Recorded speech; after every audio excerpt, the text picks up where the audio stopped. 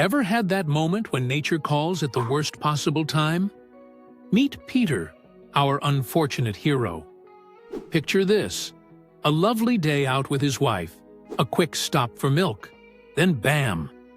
Tummy trouble strikes. Peter beelines for the train station bathroom, thinking he's in the clear.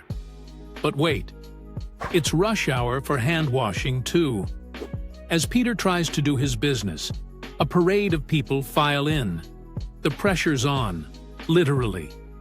He's caught between a rock and a hard place, trying to be discreet while his body has other plans. The giggles start, the tension builds. Will Peter make it out with his dignity intact? It's a hilarious reminder that we're all human, especially in the most awkward moments.